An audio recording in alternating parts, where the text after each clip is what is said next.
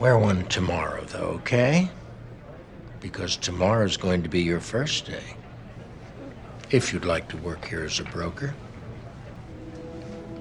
So, welcome. Was it as easy as it looked? No, sir. No, sir, it wasn't. Good luck, Chris. Thank you.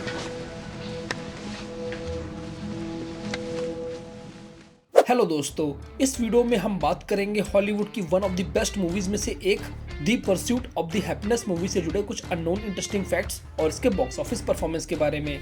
तो इस video को देखते रहिए और channel को subscribe करके बेल आइकन जरूर दबाइए ताकि जब भी मैं वीडियो अपलोड करूं तो आपको मेरी वीडियोस की नोटिफिकेशन सबसे पहले मिल सके। लाइफ में स्ट्रगल तो सबके हिस्से में आता है, लेकिन जो स्ट्रगल इस मूवी में क्रिस गार्डनर ने किया वो आपको सच में ये सोचने पर मजबूर कर देगा कि आपकी लाइफ कितनी बेटर है। और ये मूवी आप सभी ऑडियंस को एक इमोशनल जर्नी पर लेकर के जाएगी, जहां आप क्रिस गार्डनर के हार्ट वार्मिंग मोमेंट्स जैसे किस तरह एक सिंपल कॉमन मैन अपनी डेली लाइफ को बेटर बनाने के लिए कितनी बुरी तरह से मेहनत करता है, और इसके साथ साथ क्रिस गार्डनर के हार्ट वाचिंग स्ट्रगल और एक सेटिस्फाइंग एंड को देखेंगे। और इस वीडियो के थ्रू आप जानेंगे कि क्रिस गार्डनर की लाइफ को कितना इस मूवी में रियल रखा गया है और कितना फिक्शनल, कैसे शूट हुआ वो बाथरूम वाला सीन जिसको परफॉर्म करने के बाद विल स्मिथ एक्चुअल में मेंटल ट्रॉमा में चले गए थे, और कौन कौन से अवार्ड और अचीवमेंट इस मूवी ने उस साल जीते थे। इस मूवी को रिलीज किया गया था 15 दिसंबर 2006 को, जिसे डायरेक्ट किया था ग्रेगोरी मकीनो ने, जिन्होंने इसके बाद 7 pounds, playing for keeps, father and daughter और द बेस्ट ईयर जैसी मूवीज को डायरेक्ट किया है। इस मूवी का बजट रखा गया था $55 मिलियन और इसने बॉक्स ऑफिस पर $307 मिलियन का बिजनेस किया था, और ये एक सुपरहिट मूवी साबित हुई थी।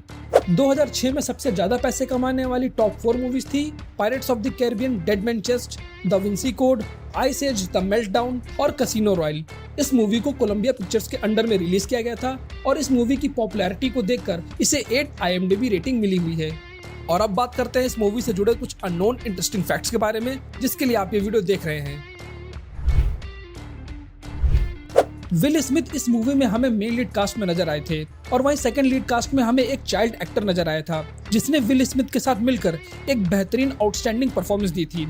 और ये कोई आउटसाइडर चाइल्ड एक्टर नहीं था, बल्कि ये विल स्मिथ का रियल बेटा जेडन स्मिथ था, जिसकी ये एज अ चाइल्ड एक्टर पहली डेब्यू मूवी थी, जो इसके बाद हमें कराटे किड मूवी में नजर आया था।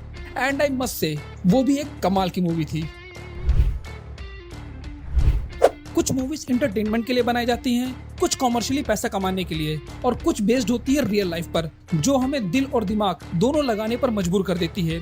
और ये मूवी इस बात का परफेक्ट एग्जाम्पल है, क्योंकि ये मूवी एक पर्सन और उसके 5 साल के बेटे की रियल लाइफ पर बेस्ड एक सच्ची फिल्म है, जिनका रियल नाम क्रिस गार्डनर होता है, जो इस मूवी के मेन कैरेक्टर का भी नाम है।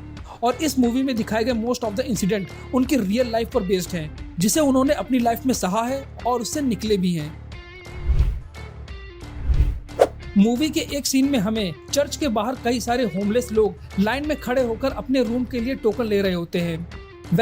ये बैकग्राउंड में नजर आने वाले ये लोग कोई एक्टर नहीं बल्कि रियल होमलेस पर्सन होते हैं, जिन्हें डायरेक्टर ने एक्स्ट्रा क्राउड के लिए कास्ट किया था, और इसके बदले में उन्हें $8 पर घंटे पे किया जाता था, जिस वजह से इन होमलेस लोगों को काम मिल गया था। और इस सीन के शूट होने के बाद लोगों के पास कोई काम रह नहीं जाता, जिस वजह से ये लोग शूटिंग को और आगे एक्सटेंड करने की रिक्वेस्ट करते हैं ताकि उन्हें एक्स्ट्रा पैसा और फूड मिल सके। और मेकर्स अपनी दरिया दिली दिखाकर इनके एक्स्ट्रा शॉट को शूट भी करते हैं, जिसे इस मूवी में रखा भी गया।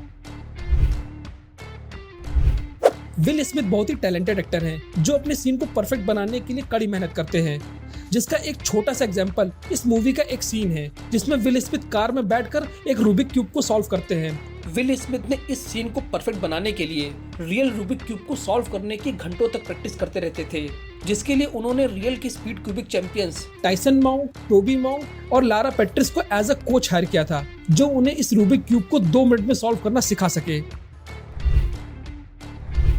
मूवी भले ही रियल लाइफ पर बेस्ड हो, लेकिन उसमें कुछ ना कुछ चेंजेस किए जाते हैं, जो मूवी को थोड़ा कॉमर्शियली हिट बनाने में हेल्प करता है।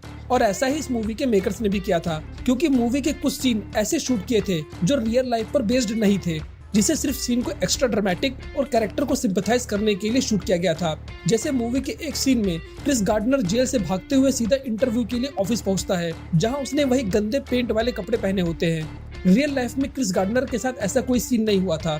उन्हें इंटरव्यू में तो जाना था, लेकिन जेल से छूटने के एक दिन बाद, जिसके लिए वो सबसे पहले अपने फ्रेंड के घर रुकते हैं और उनसे कपड़े बोरो करते हैं, क्योंकि उनके पास बहुत ही कम कपड़े थे।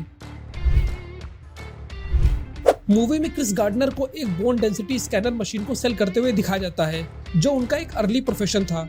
मूवी के एक सीन में इस स्कैनर मशीन को एक चोर चोरी करके भाग जाता है, जिसका पीछा करते हुए क्रिस गार्डनर का कार से एक्सीडेंट हो जाता है, जो बिल्कुल भी सच नहीं था, क्योंकि ये पूरा सीन फिक्शनल था। रियल लाइफ में क्रिस गार्डनर के साथ ऐसा कोई भी इंसिडेंट नहीं होता है, ना ही उनकी बोन स्कैनर मशीन को कोई चुरा कर ले जाता है और ना ही उनका कभी कोई एक्सीडेंट हुआ था। डायरेक्टर ने इस पूरे सीन को मूवी में सिर्फ एक्स्ट्रा ड्रामा के लिए शूट किया था। मूवी में हमें दिखाया जाता है कि क्रिस गार्डनर को पुलिस पार्किंग टिकट ना पे करने के जुर्म में अरेस्ट कर लेती है, जो पूरी तरह से सच नहीं था। क्रिस को पुलिस अरेस्ट तो करती है, लेकिन पार्किंग टिकट के लिए नहीं, बल्कि अपनी वाइफ के साथ फिजिकल अब्यूज के लिए, जो क्रिस गार्डनर के एक बुरे बिहेवियर को दिखाता है। और वहीं मूवी का मेन टारगेट क्रिस की लाइफ को सिंपैथाइज करने का था, जिस वजह से इस रियल इंसिडेंट को पार्किंग टिकट के साथ बदल दिया जाता है। बात करते हैं फिल्म के सबसे इमोशनल सीन की, दैट बाथरूम सीन, जो सच में बहुत ही हार्ट ब्रेकिंग सीन था। ये सीन भले ही इस मूवी में हमें एक ही बार दिखाया गया हो, लेकिन रियल लाइफ में क्रिस गार्डनर को इस तरह पब्लिक बाथरूम में कई बार सोना पड़ता था, जिसमें वो कभी कभी रेलवे स्टेशन, मेट्रो स्टेशन और बस स्टेशन के पब्लिक टॉयलेट को यूज करते थे।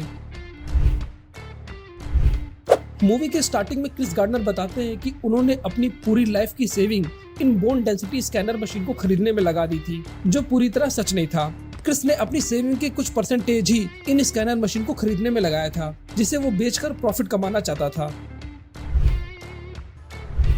बात करते हैं इस मूवी के अचीवमेंट्स की, तो इस मूवी ने उस साल 9 ऑस्कर अवार्ड अपने नाम किए थे।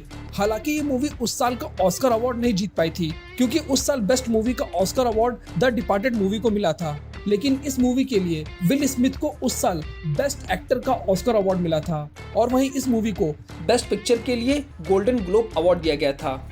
और इस तरह से इस मूवी ने 9 ऑस्कर अवार्ड अपनी झोली में डाले थे, जिसे कुल मिलाकर 17 बार डिफरेंट कैटेगरी के लिए नॉमिनेट किया गया था। तो आपको ये मूवी कैसी लगी थी और आपको इस मूवी का कौन सा इंटरेस्टिंग फैक्ट पसंद आया, प्लीज हमसे कमेंट में जरूर शेयर करें। और अगर आपको आगे किसी और मूवी का इंटरेस्टिंग फैक्ट जानना है तो प्लीज कमेंट सेक्शन में हमसे शेयर कर सकते हैं। मैं उस टॉपिक पर जल्द से जल्द वीडियो बनाने की कोशिश करूंगा। Thank you.